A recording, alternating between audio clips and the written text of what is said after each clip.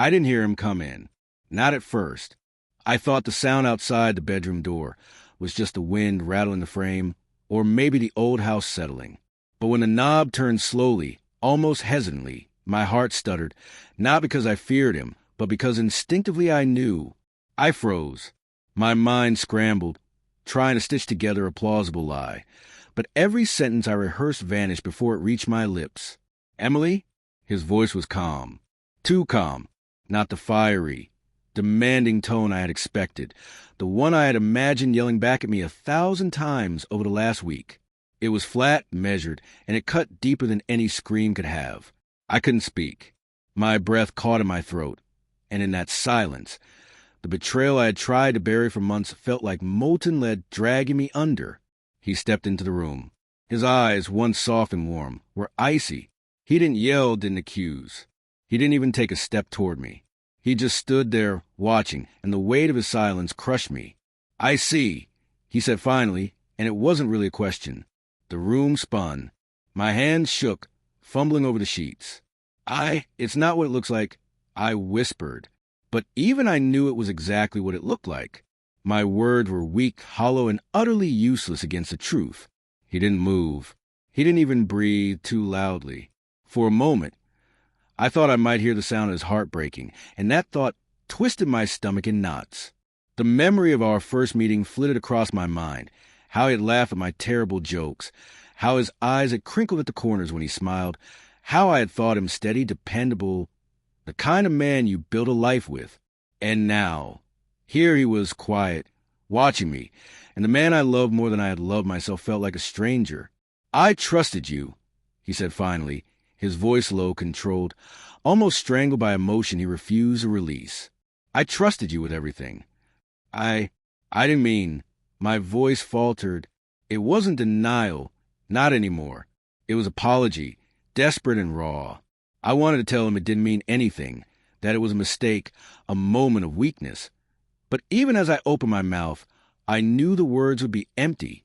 He sighed, a sound of someone carrying centuries of grief on their shoulders.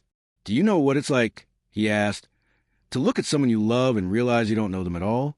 I never wanted to hurt you," I whispered. He shook his head slowly. "It's not about wanting, Emily. It's about what you did." The first crack in my carefully constructed denial came when I saw the tears in his eyes. Not rage, not fury, but sorrow.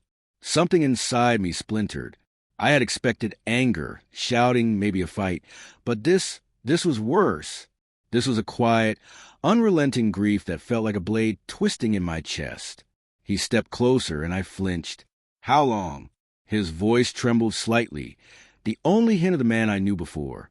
I don't know," I admitted. The words tasted like poison in my mouth. "A few months. I didn't mean for it to happen. I thought I could stop before it went too far." "You thought you could stop?" His laugh was bitter, hollow.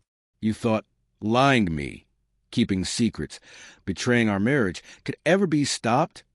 The weight of my choices settled over me like a storm cloud. I had been careful, calculating, but I had underestimated the quiet strength of the man I had loved, the man who had built his life with me, trusted me, shared every corner of his soul with me.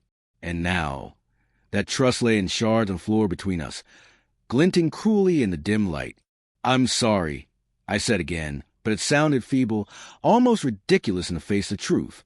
He turned away, walking to the window, pressing his hands against the cold glass. The streetlights flickered outside, casting long shadows into the room. I watched him, feeling my heart crumble piece by piece. I wanted to reach out, to hold him, to beg him to forgive me. But I knew in my bones, that some things couldn't be fixed with words. "I thought we were building something real," he said quietly, his back still to me. "Every memory, every plan, every promise. I thought it was real, and you stole from me." I sank to the edge of bed, my face in my hands, unable to meet his gaze. The shame, the guilt, the panic, all of it swirled together in a suffocating cloud. I had imagined him screaming, calling me names, slamming doors. I had imagined confrontation. But this quiet devastation, this absolute, irrevocable hurt, It was worse than anything I had imagined. He finally turned back to me. His eyes were red, his jaw tight, but his expression was calm, terrifyingly calm. Do you have any idea what it feels like to be betrayed? Yes, I whispered. I do.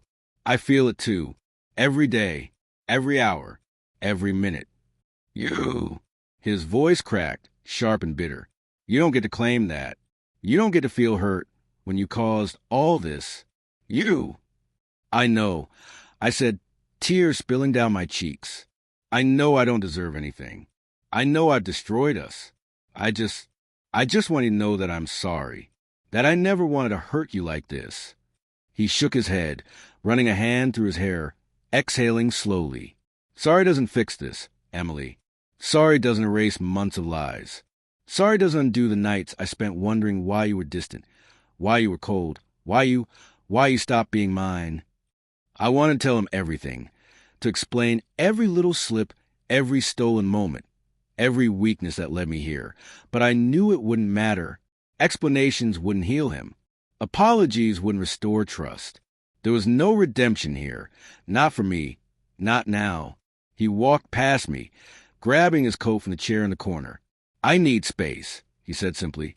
I need time to figure out if I can even remember what it felt like to trust you, if I can even remember what it felt like to love you without thinking about the lies. Please, I whispered, voice breaking. Don't leave like this. Please, I'll do anything. He stopped, looking over his shoulder, his eyes hardening just slightly. I need to find out if the man I was even exists anymore. Maybe I can forgive someday. Maybe I can't. But right now I need to find him. And then he was gone. The front door clicked shut, leaving me alone with the wreckage of my choices, the echo of his pain, and the empty silence that stretched between what we had been and what I had destroyed. I fell back onto the bed, staring at the ceiling, feeling every piece of me unravel. The betrayal wasn't just his reaction.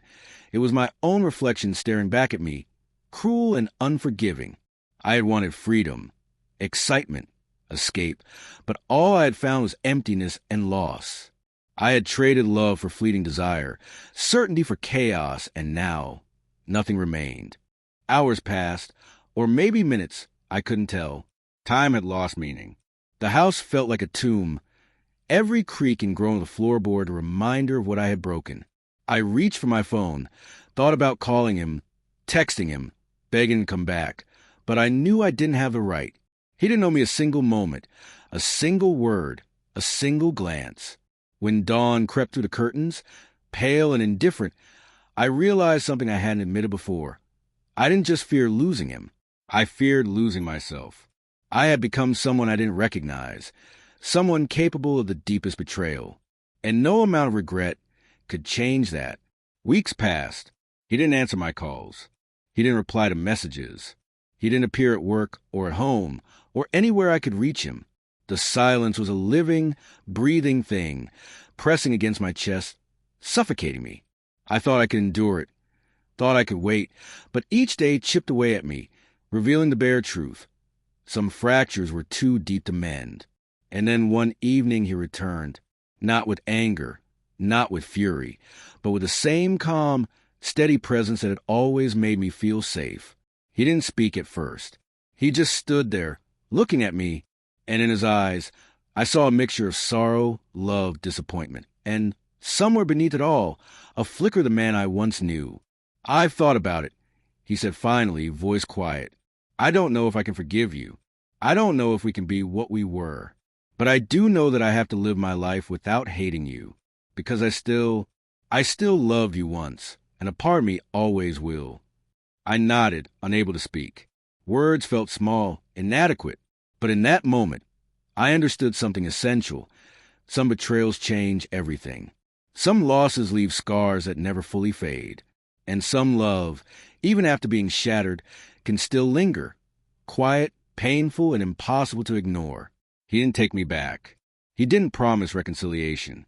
But he left the door open, not for me, but for the truth, for honesty, for the fragile, flickering hope that maybe, someday, we could find a way to live again without the weight of lies. I watched him go, once more, and this time, I didn't reach out. I let him leave, because some punishments can't be undone, and some love is measured not by possession, but by respect. And in letting him walk away, I learned the hardest lesson of all. Betrayal doesn't just destroy trust. It transforms a betrayer forever.